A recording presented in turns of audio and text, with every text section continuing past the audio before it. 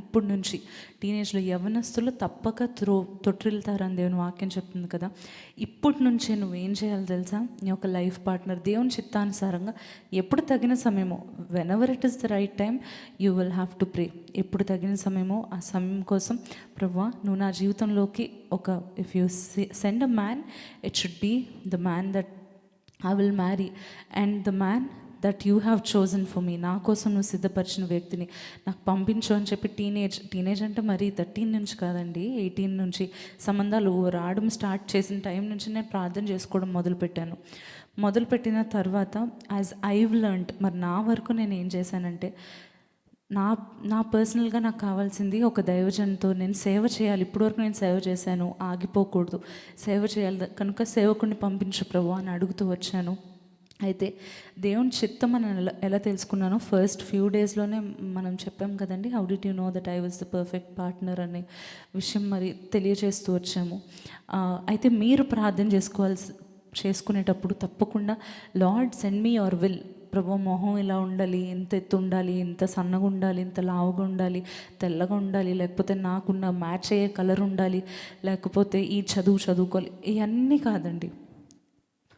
దేవా నీ చిత్తానుసారంగా నా జీవితంలో పంపించు. నీ కోసం మేమిద్దరం కలిసి పనిచేసే ఒక మంచి పార్ట్నర్ నా కోసం పంపించు. నీ మహిమ కొరకు అతను లేకపోతే ఆమె నాతో ఐక్యతగా ఉండి హంబుల్గా ఉండి నన్ను ప్రేమించే వ్యక్తిని పంపించు అని చెప్పి మనం ప్రార్థిస్తే దేవుని చిత్తానుసారంగా ఆయన మన జీవితంలోకి నడిపిస్తాడు.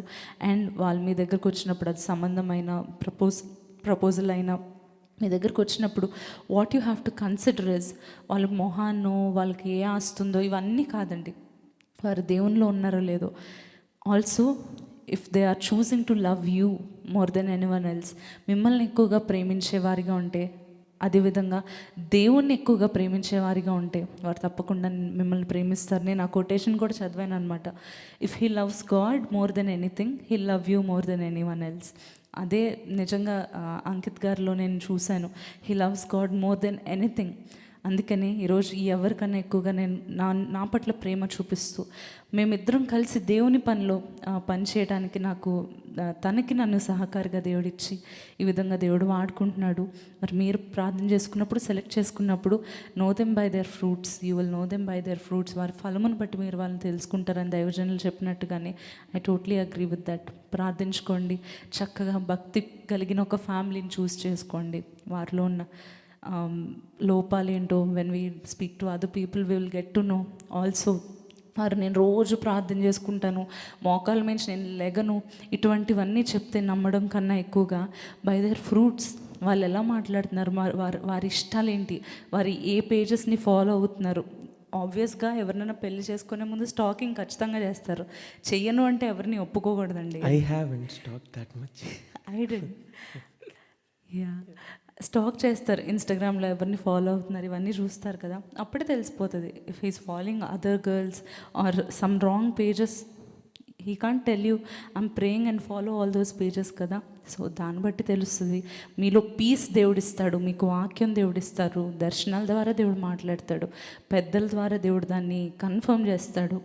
మాకు కూడా మేము ఇంకా సెటిల్ చేసుకోలేదండి. అసలు ఇంకా తెలియకముందే చాలామంది దైవజనులు కాల్ చేసి అంకిత్కి శ్రేష్టకి పెళ్లి చేస్తే బాగుంటుంది, దేవుడు మమ్మల్ని నడిపిస్తున్నాడు, దేవుడు మాతో మాట్లాడుతున్నాడు, ప్రేరేపిస్తున్నాడు అని చెప్పినప్పుడు I still use to think, కానీ ఎప్పుడు ఎంత క్విక్గా జరిగిందో. God allowed everything in his own time and he brought it to perfection.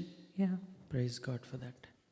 And ఒకళ్ళు మరి ఇలా కామెంట్ పెట్టారు,